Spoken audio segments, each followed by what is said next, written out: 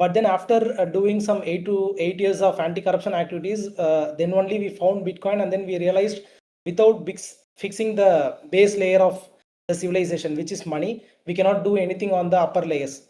So then we started dedicating our entire lives towards Bitcoin since then. And right now I am with the Bull Bitcoin doing, which is a Bitcoin exchange in Canada and so many other countries as well. Okay, that sounds quite interesting. You all had quite the past, but what, as Mr. Sai already said that it's the baseline to all future activities. How did you all actually discover and get into it? So most of, yeah, Yeah, sorry, go ahead. let's Mr. Bala speak. Yeah.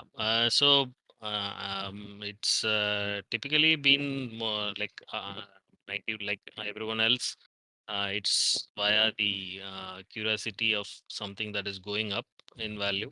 So that's what brought me in into the first place. But after you start to look at it a little bit closely, you quickly realize that it's not just an asset or something that goes up in value, but it's something very fundamental. It's a protocol, and it has a lot of angles to it: economics, politics, philosophy, money. The rabbit hole goes really deep. So that's how I got into it. Mr. Sai? Yeah, same. Initially, I found this as an investment asset, and then after spending some time, I realized this is more deeper than what it looks in the surface. And since I had this anti-corruption background and all, I'm able to quickly understand what it is, and then that's how it is. Okay. So well, we've discussed how we got into it. So let's discover Bitcoin itself. How does that, it's like the blockchain, but how does that work? Um, shall we go into the? I have some slides to share. Shall we Yeah, go into sure. that? Yeah, yes, yeah.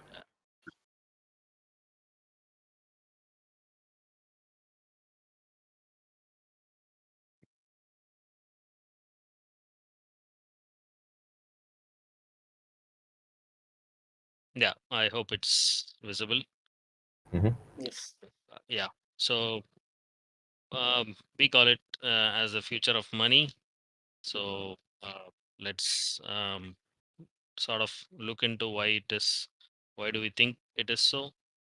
Okay. Um,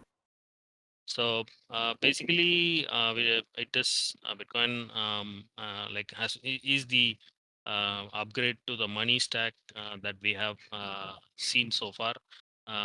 Like after long years, this has been a serious and important upgrade to what money is. Before that, I'll just go through. I'll try to explain it to you what briefly money is and stuff like that, so that you can appreciate it better. uh, Basically, money is something humans invented. Humans wanted a construct so that they can avoid the inefficiencies of in-kind trade. We were basically in-kind traders. We traded goods and services in kind. So, in order to overcome the inefficiencies associated with that, we invented something called as money.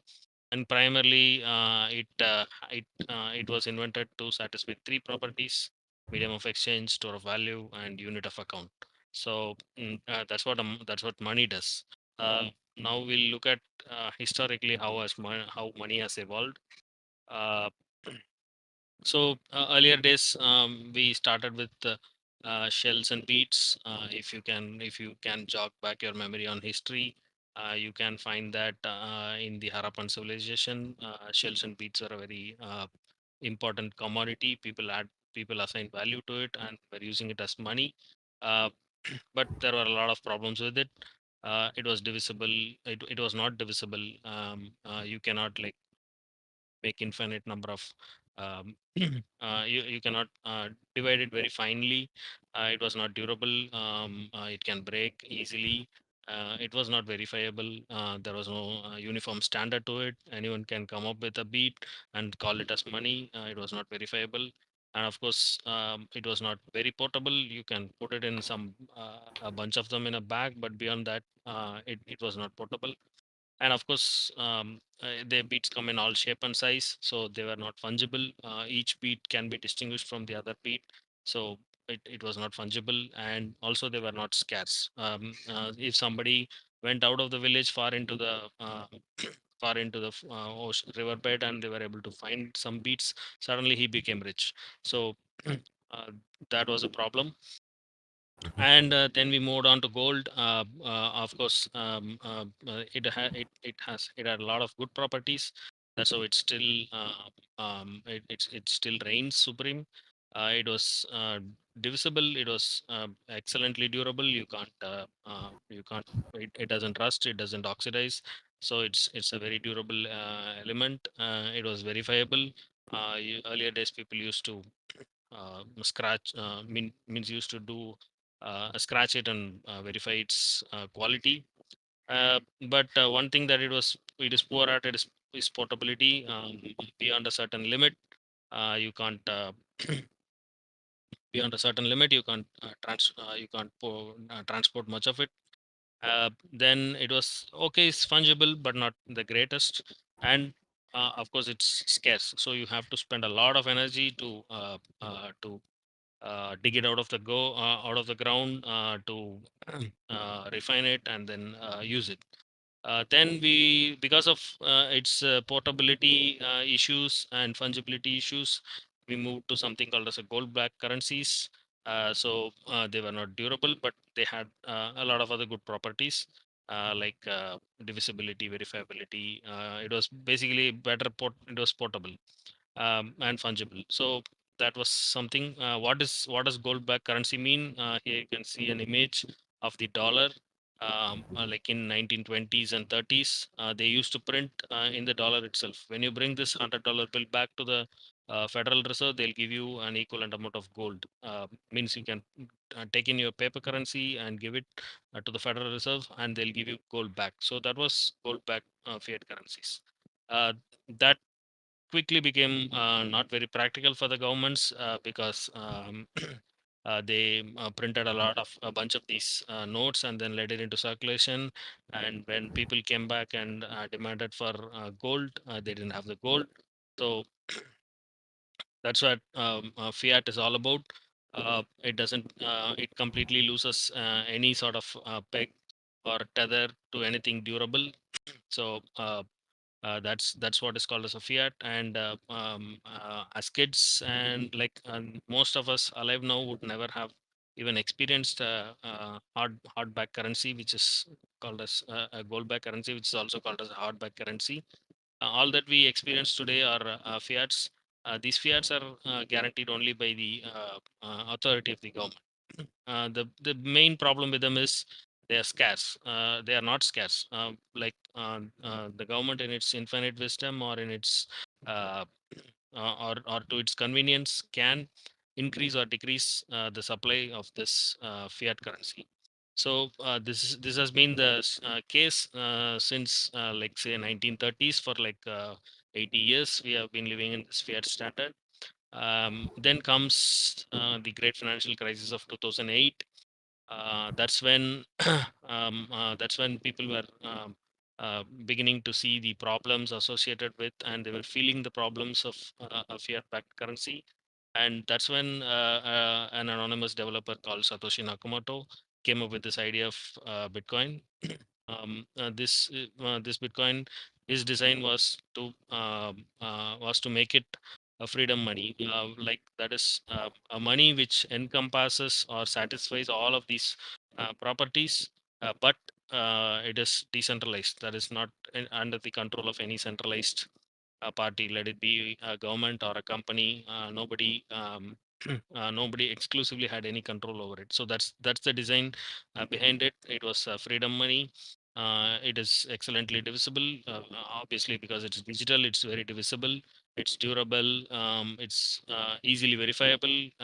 It's portable. Like you remember the seed phrases on your head, and you can go anywhere in the world with your balance. It's fungible and it's perfectly scarce. Like there will be only be 21 million Bitcoin ever, and there can't be more. Why so? That's the protocol. It is hard coded into the protocol. The issuance schedule is fixed. There cannot be any more than 21 billion Bitcoins. Okay. So, What? yeah. Okay. Okay, okay. Uh, So, just to show you that where Bitcoin stands, of course, Bitcoin is money, but right now, dollar is the world reserve currency, and we value all stuffs. We use a dollar as a unit of account right now.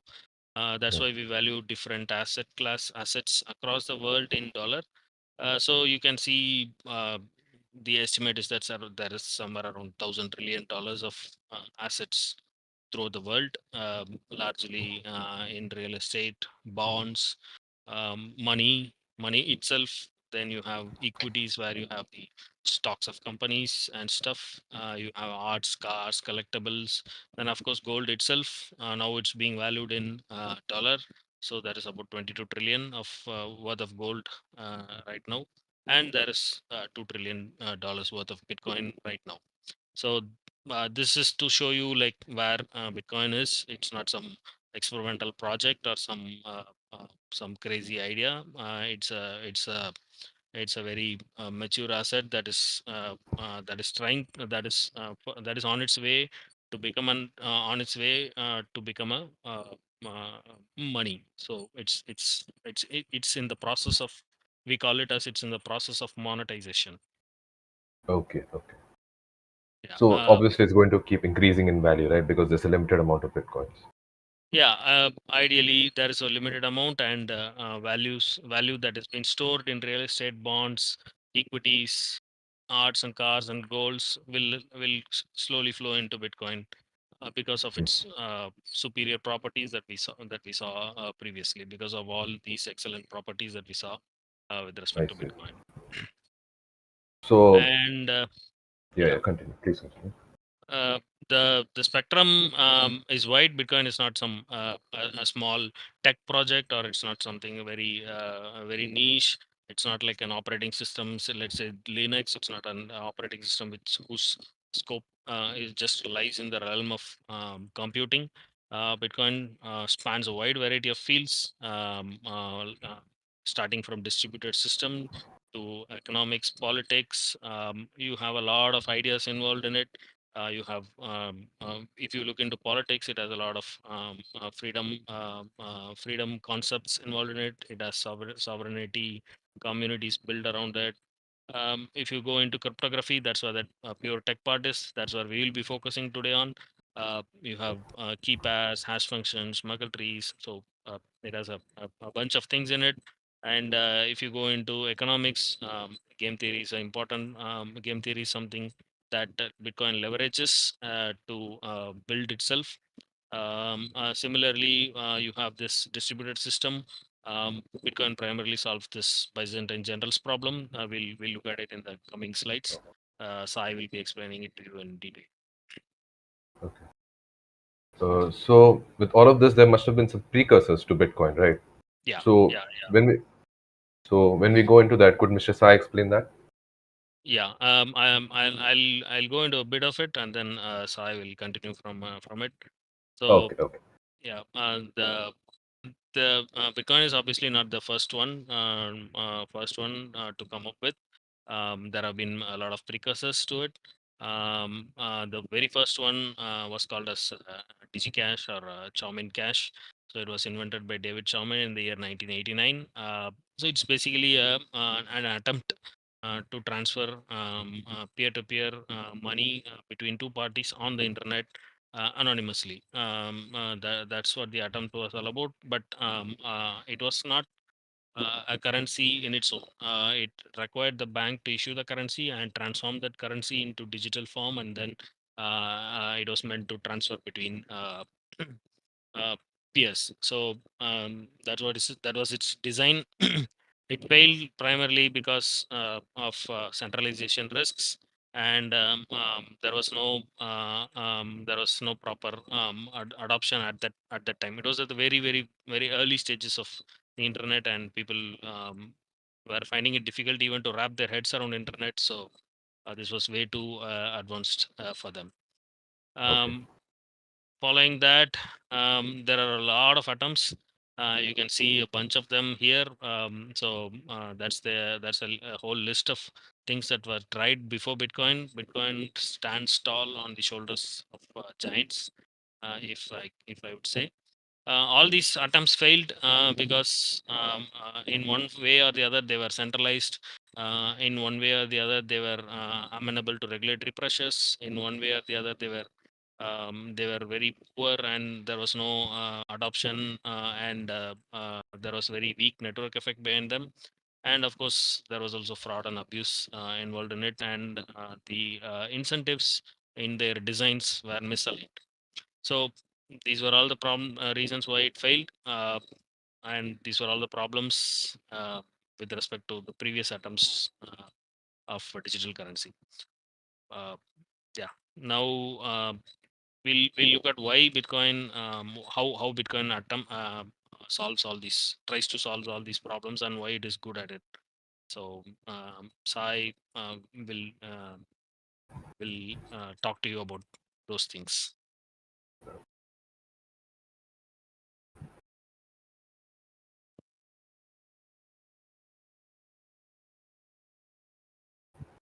Mr. Sai, muted.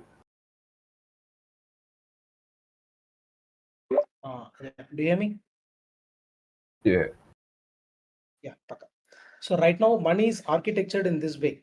So Federal Reserve, which is the global currency issuer, handles the root-based database of the money, and all the central banks map to the US dollars, and all the domestic banks map to the central bank of that country. That's how things works.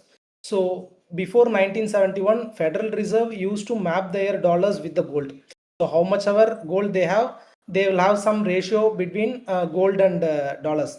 But then after 1971, they depegged that link, as Bala said, and that's when things started going in a bad way, because like in 2020 they say like 40% of the dollars in circulation from the dollar was introduced was printed in that single year, and that is not at all helpful to us. Okay, that debases the currency. That is the case with the superior currency in the planet.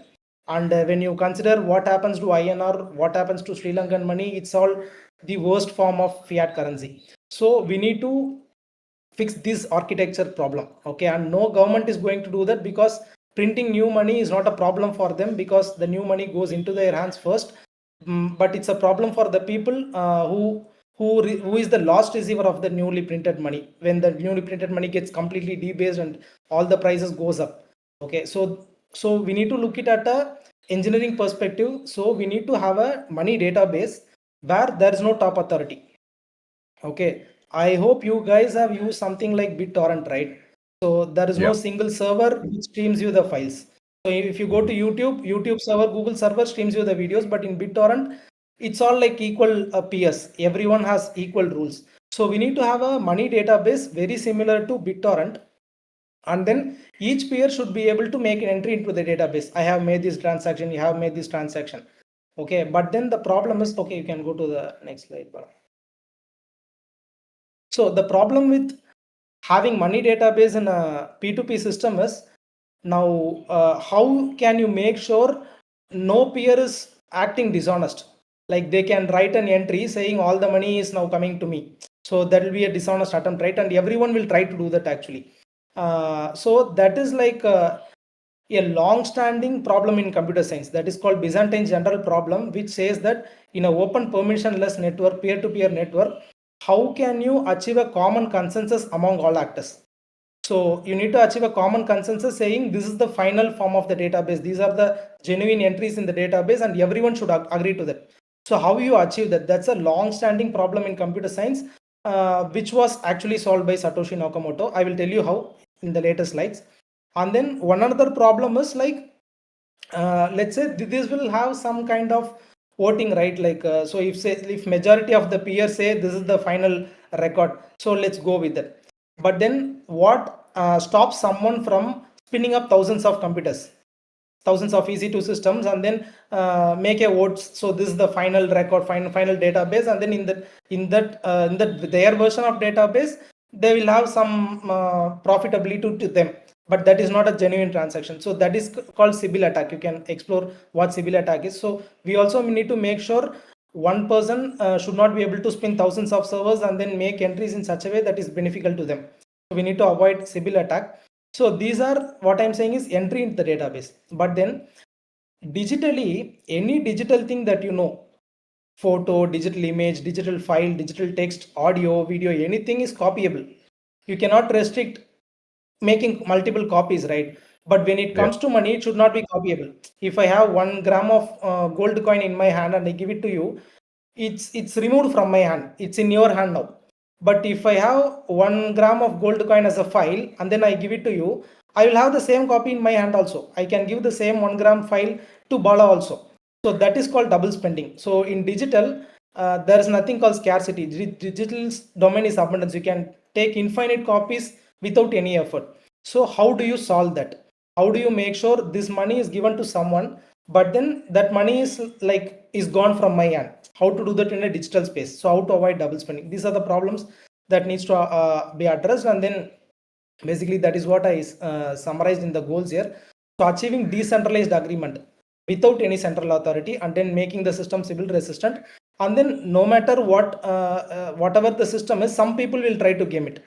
So how to, you cannot completely remove the option of gaming the system, but there will be happen, but you need to design the system in such a way that whoever is trying to game the system should be punished, and whoever is doing the honest work, they should be rewarded. Bala, next slide.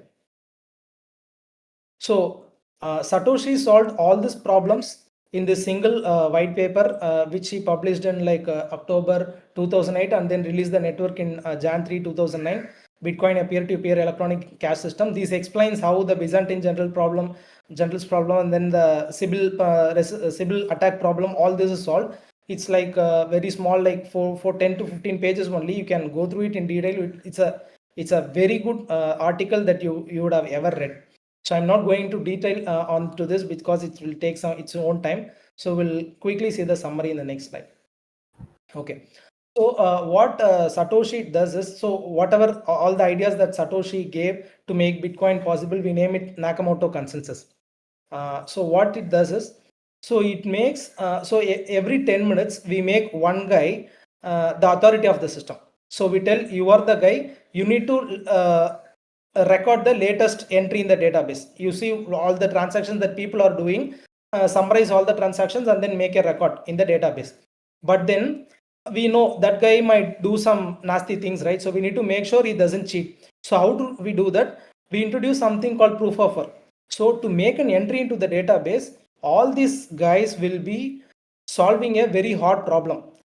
We call it proof of work. They will be burning like megawatts of energy, okay, to solve a very hard computational problem, and it's like winning a lottery. So it's like winning a 100 crore lottery. So you know, right, how difficult it is. So when all these guys are like churning so much electricity in solving the problem, only one guy will solve it in every 10 minutes. That's how the protocol is designed. And one guy, whoever solved that problem, gets the right to make the entry into the money database for the summarizing all the last 10 minutes transaction. Okay. And when he does that, all other peers will be very easy, can be very easily verify the database entry. So to put entry in the database, it's very hard. You need to spend so much electricity, but to verify the database entry, everyone can do it easily.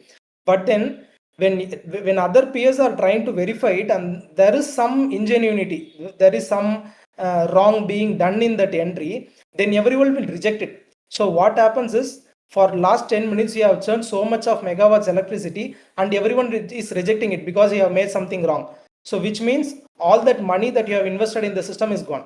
So that's how people who are in the Bitcoin system should do the genuine work. If they try to do some wrongdoing, all their effort is gone. And then also, since it's a peer-to-peer network, you cannot assign this 10 minutes you will do, that 10 minutes I will do. People are trying in parallel, right? So multiple parallel blockchain forks will happen. So in the same 10 minutes, you will also do a block of entry. I will also do a block of entry. So in that time, what the system says is, whichever block is the longest chain, that is the right entry. So I don't want to get into the details because it will take some time. So that's another rule. The longest chain will win. And then, why should I burn so much of electricity to do this database entry? So what's the what's in me for it. Okay, right? So to answer that question, so Bitcoin issuance algorithm is also tied with this block entries. So whoever issues the block by burning so much of electricity, they get the new Bitcoins. So Bitcoin issuance happens in an algorithmic way. So if I find the latest block, I will be given a new Bitcoin. That's how Bitcoin is issued from the beginning. So that's why like so much of people are trying to do this mining or block creation, because through that Bitcoin is also issued. So uh, that's it, I think. Just one question. If someone does the Yeah. genuine work and mines the Bitcoin, but others ingenuinely reject it, what happens then? You mean others, like the 99% of the people are Yeah, yeah, rejecting it? yeah. Uh, it will never happen, because what is the motive for you for everyone else to reject it? But in Because like, everyone is in the game, everyone is doing this game, because everyone is churning out this electricity. Let's say like we are three people here, right? Let's say we three people are trying to mine the next block, and then let's say I found the correct block, but then you two guys are saying, no, I am rejecting Soi's block, which means hmm, you should then continue to create your own block and then broadcast it to the network. Also in this case, there is a weak point in Bitcoin, which is like, if someone is having more than 51% of the network's hash power, they can actually do what you are saying. yeah, So that is the weak point. Since three people are here, you two guys can reject my block, and then you two guys can create some fake blocks. So that is the problem, which means across the world, like 51% of the miners should band together to make us to do such an attempt, which is very so hard to do in the real world. okay, So this picture gives you an example of how Bitcoin mining works. So like right, Google data centers, Apple data centers. So like this, it's a very big form of miners. That this is called special instrument ACICs, which is dedicated for Bitcoin hashing. So there are like big corporates who have invested millions of dollars and then doing this mining. And if they try to cheat, all this investment is gone. I see. So it's very unfeasible, but it's a very small possibility, but very unfeasible. Yeah, it's a theoretical possibility. It has not been actually done in the past 16 years. Yeah, okay. Next slide, bar. Yeah, that's it. So it's a very Oh, big topic, guys. As I said, so we gave a very small intro into what Bitcoin is. So we can cover more in the Q&A now. yeah. So I have a couple of questions from like, the podcast script I prepared. We could go into the Q&A Okay. a little bit later.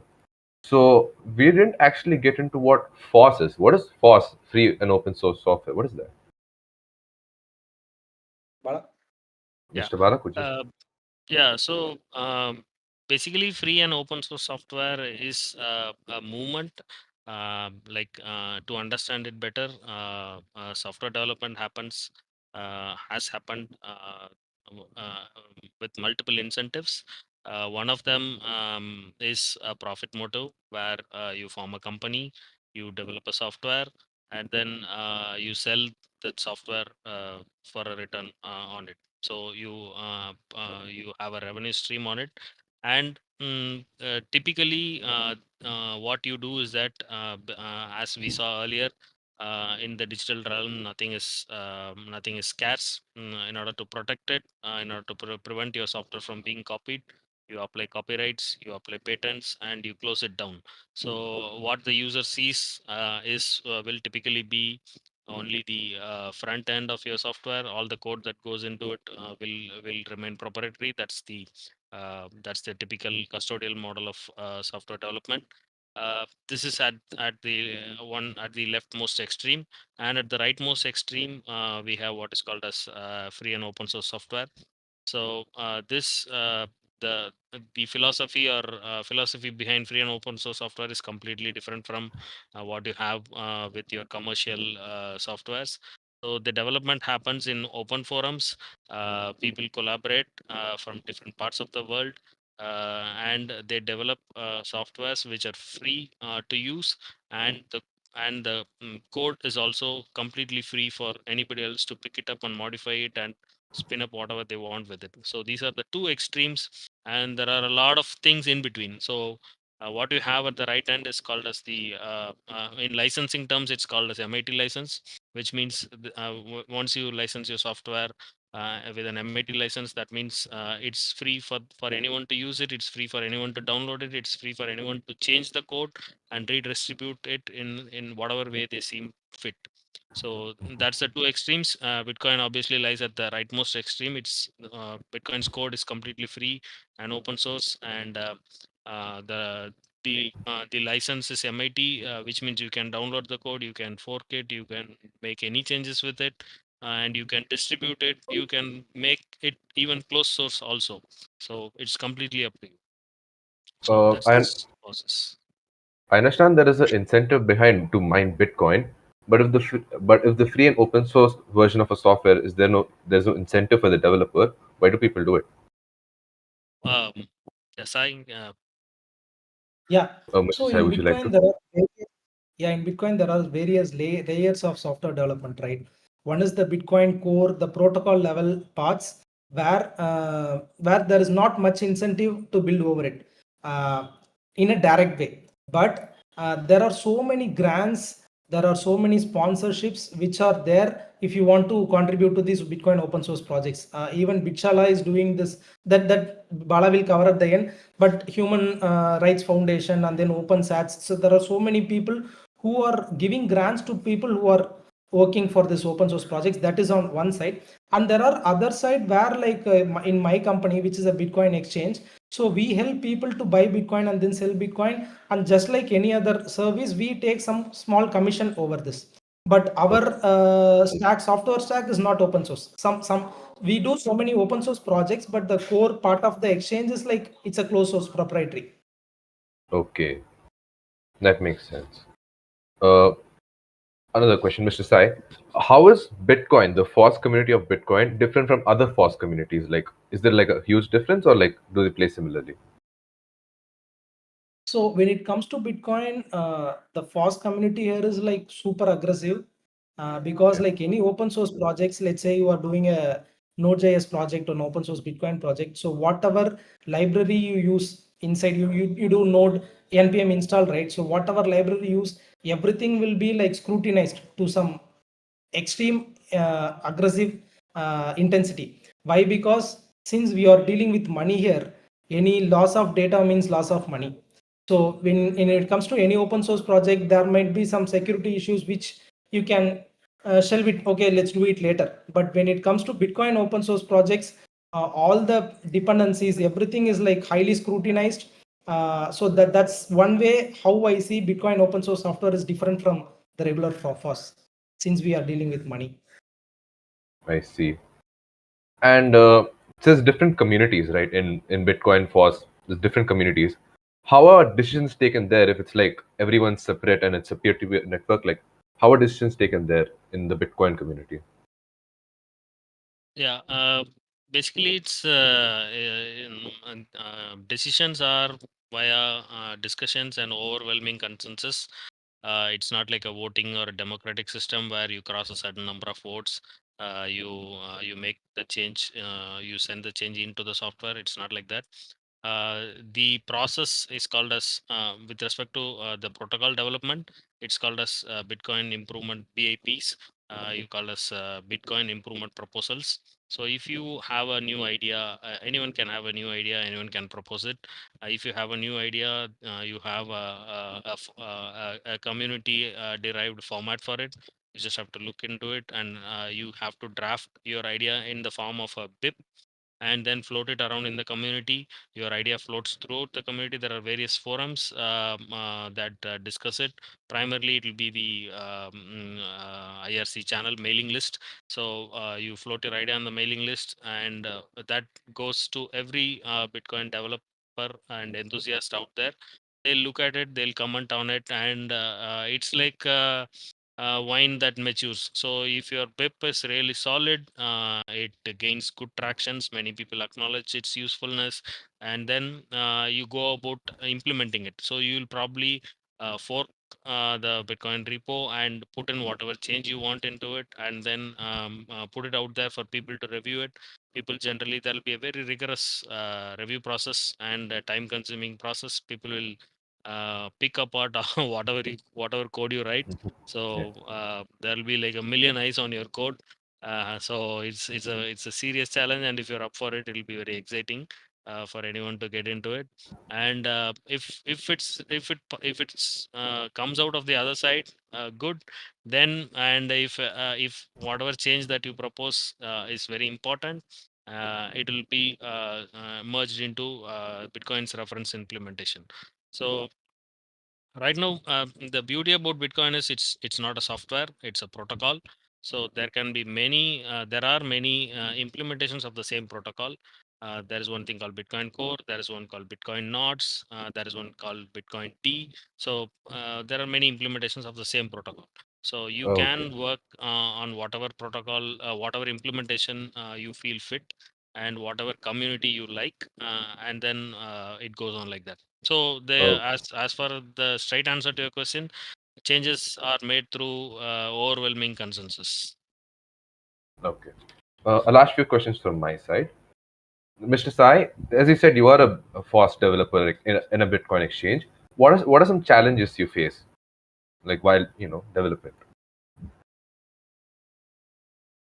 So the one small issue only, but I will tell you, like any developer who is working with any regular apps can, without any thinking process, can integrate Google Analytics or Mixpanel in your wallet, right?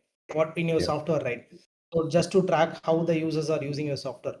But then since in Bitcoin community, privacy is a very key thing. Privacy is the topmost value that we need to adhere to, which means we cannot use Google Analytics, we cannot use Mixpanel, we cannot do anything else, because what Google Analytics does is, apart from giving some user analytics of the app to us, they will also get so many data from our app, through our app, how the user is, what device they are using, or how they are using. So much data goes to Google, which is like completely against our principles.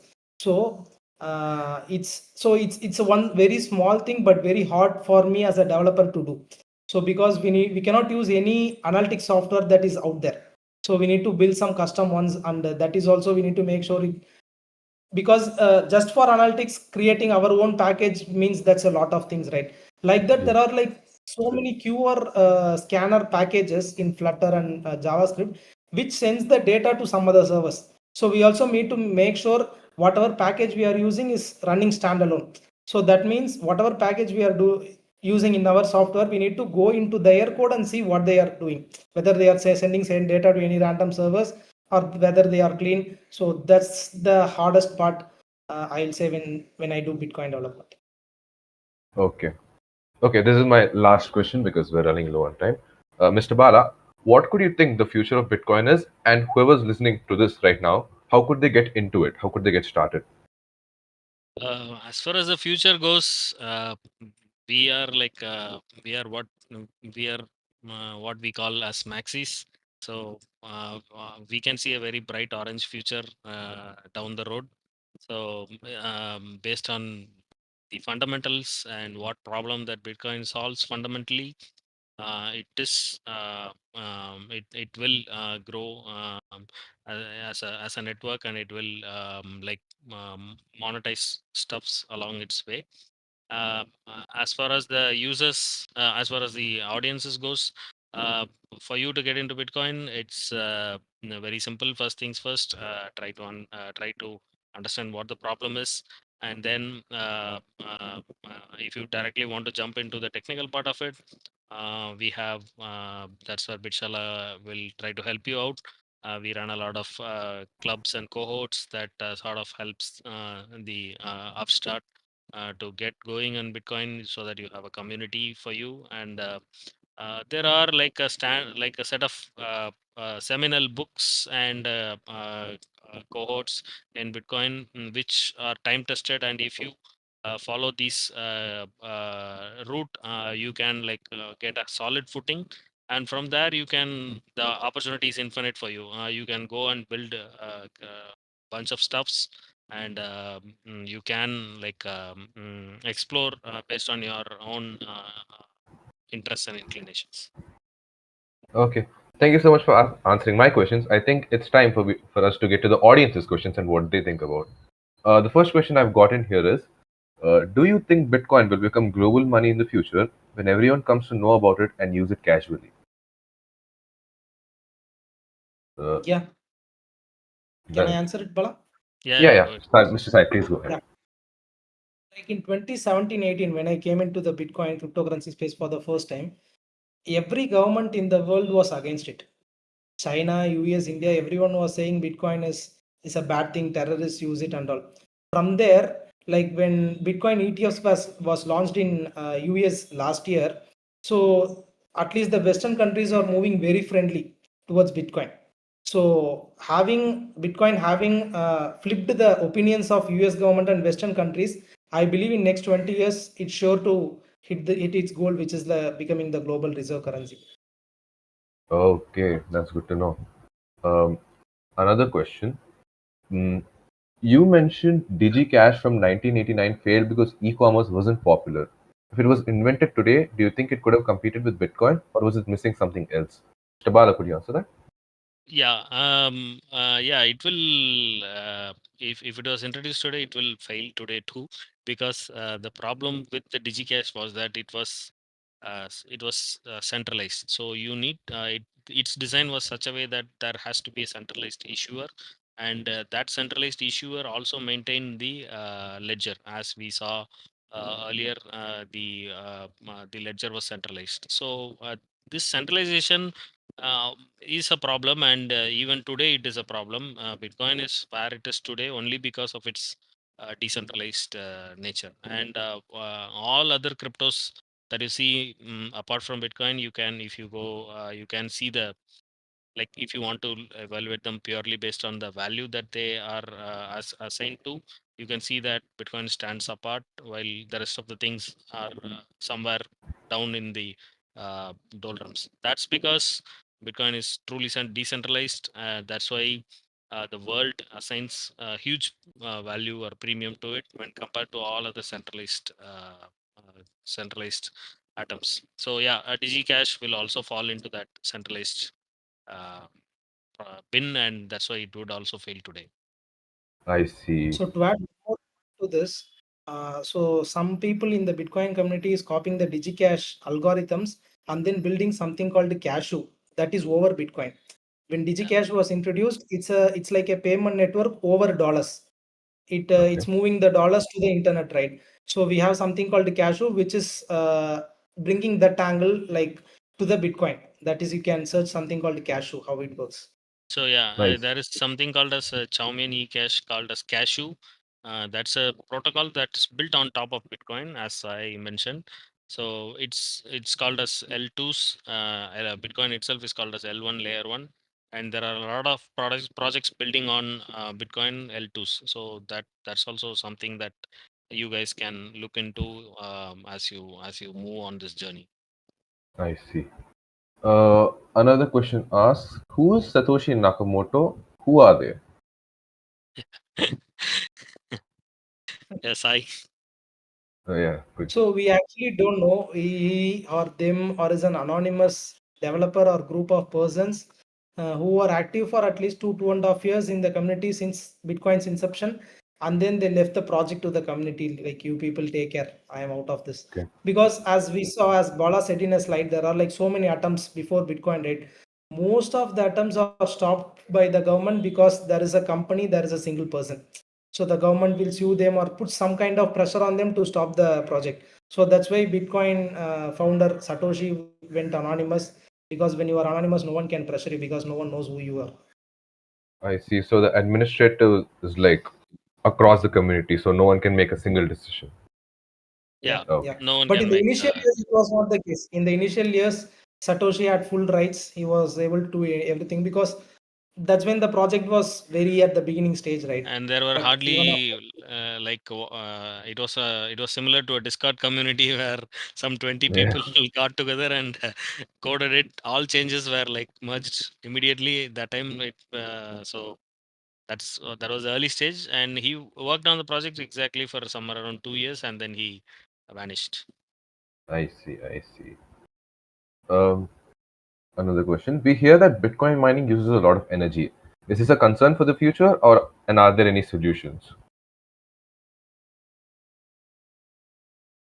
So it's not Mr. a Bala? concern Oh, no, Mr. because Sai, sorry. Mr. Sai, please continue. it's not a concern because if you look at our civilizational timeline, 1,000 years back, how much energy we used as a whole civilization, that was very less.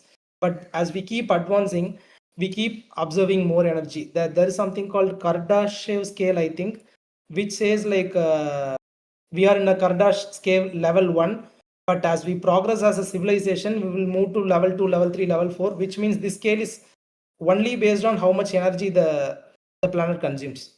So on that scale, Bitcoin fits perfect because it solves a bigger problem of money, which is like mishandled in the government's hands, and then taking it away from their hands, and all the energy that goes into it is like fully justified. I Yeah, understand. Okay, okay. Please continue, Mr. Bala. yeah, you can look up. Elon Musk talks about this scale a lot, and he wants us to like leapfrog in producing and consuming energy. Only if you produce and consume energy can we move forward as a civilization. So uh, that's what Bitcoin does for money. So all the energy that goes into it in order to expand the network, in order to add security to the network, and this enables more people to plug into it. So it's like an organism that is growing, and it's consuming energy, and it's growing, and more people are able to plug into it. Hmm. All right. Okay. Um, uh, Here's a fun one. The about Bitcoin mining mentions a difficulty target. Who decides how difficult this is, and does the difficulty change? Yeah, Mr. Bala? difficulty targets are determined by the algorithm, so it's completely algorithmic. The target changes depending upon how much hash rate that comes into it. Roughly, the protocol aims like it. It's not an exact thing, but there is the protocol tries to mine or bring into existence a block every 10 minutes. And if more hash power comes into the network, this 10-minute interval will sort of come down a bit. Probably it will go to 9 minutes or something like that. And then the code is there in the protocol that observes this and then changes the difficulty. That means it will make the difficulty harder, and you'll have to spend more time and energy in order to mine the next block. So it has a closed loop system wherein the difficulty is adjusted based upon the block production time. Okay, that makes sense. Just to add one point to this difficulty adjustment happens every 2 weeks. So every 2 weeks, the system looks into it, and if every blocks are mined in an average of 10 minutes, it's fine. But if the block mining time is going lower than 10 minutes, it will increase the difficulty, or if it's going up higher, it will reduce the difficulty. Every 2 weeks, Right. it's this adjustment happens. Okay, okay. Uh, Someone asked, I had a hard time understanding the Byzantine general problem. Could you give it in a simpler real world scenario? Okay. So the real world scenario is this Byzantine general problem. If you look at any YouTube video, they will explain it like this. There is a castle. Okay, let's go to some ancient medieval times. There is a castle. Some 10 generals are surrounding the castle, but then they need to come up with a common plan when to attack. So tonight 9 a.m., 9 p.m., 10 p.m., 11 p.m. should we attack or not? But then there is no cell phone, there is no radio connectivity in that time. So they need to actually send soldiers with their plan. This is my plan. Are you agreeing with it? They need to send soldiers, and then when the soldiers, the communicators who are going to the next general to communicate this plan, there is a high chance that this communicating person could be captured by the enemy, and it will be replaced by someone else who is giving wrong plans. Okay, so then how this general solves of coming to a consensus of coming to a single plan on how or when to attack the castle. So this is an ancient problem even before computer science. I see. And this problem, and this is all during the peer-to-peer, connective system that Bitcoin, Yeah, makes. yeah. Okay. I think that was a hard question for the last question of the day. I think it's better if we start hearing what Bitshala and how they help students. Yeah. So, Bitshala, we do Bitcoin education. So, we are a non-profit. Our objective is to make Bitcoin accessible. The only way to make Bitcoin accessible is by educating people. Um, that's what our main goals are. Um, what is Bitcoin open source? I think we saw it a bit earlier. So Bitcoin open source like is at the foremost end of free open source software development. It blends a lot of fields. It blends in cryptography, networks, distributed systems. As I mentioned, privacy is a very important important consideration in Bitcoin open source software development. It also tries to bring in economic systems like exchanges. You have trading stuffs, a lot of things. So that's what Bitcoin forces. We call it as boss. We remove the force out of F out of the force, and then we put in B into it. Uh, the community calls it as boss. Um, why do we want to become a Bitcoin developer? So because there is a hell lot of stuff to build in it. You can build stuffs based on your interest. It can be either cryptography, it can be the distributed systems, it can be normal softwares, front end design, a website, a community, and a non-profit, um, uh, um, a high frequency trading system. Whatever you want, you can think of, you can build on it. That's why it needs a lot of developers, and it's a very at the very cutting edge of computer science, mathematics, economic systems, distributed systems.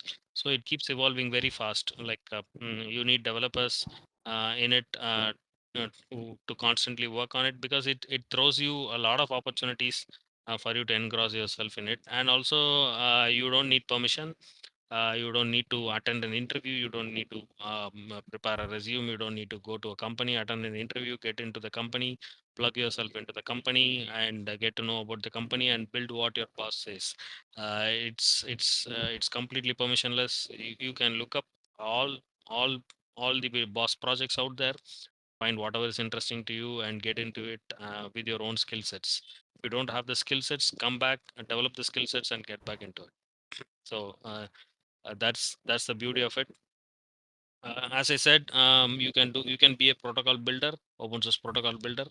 You have Bitcoin Core, which is one of the implementations of the Bitcoin protocol. You can work on it. You have Lightning, which is LND. You have Fediment, as Sai mentioned. It's a eCash implementation on top of Bitcoin. You have Bitcoin Development Kit.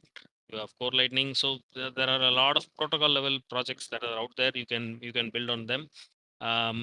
Who will this be suitable for? If you're a good C developer, Rust guy, you know a lot about distributed systems, and you are into protocols. So if any of this describes you, then you can look into these projects. uh, if you are more of a math guy, you can go into applied cryptography and research. Currently a lot of work is going on zero knowledge proof signatures, and particularly quantum resistance cryptography is a hot cake now. If you are into quantum computing and quantum resistance cryptography, there are a lot of problems out there and a lot of things to build. You can develop skills in that. You'll be very quickly hired. Then if you are an entrepreneur type of guy who loves to put together products, you can also build a lot of products, exchanges, wallets, high frequency trading systems, Bitcoin knowledge products that makes Bitcoin accessible to people. On the hardware side, you have mining, you have hardware wallets, you have like a bunch of stuff that goes into it. So you can build a lot of it has a lot of potential to build companies around it.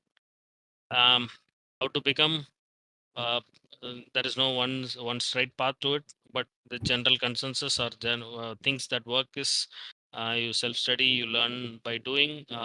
It's like you jump straight into it. So you try to learn a bit of it and then jump straight into the working part of it. You don't spend like 4 years like you do your college degree in Bitcoin force. You learn enough so that you are conversant and and you are able to understand what the community is doing, and then you throw yourself into it and you learn by doing mistakes. So that's how you get into this community. um, how do we help us, Bichala? How do we help us help you in this journey? We'll give we have a very vibrant community. We have a lot of learning resources, structured learning resources that you can that you can use to get yourself going. Then we also help you connect with real world projects. Like you might be confused out there because there are thousands of projects that are being built.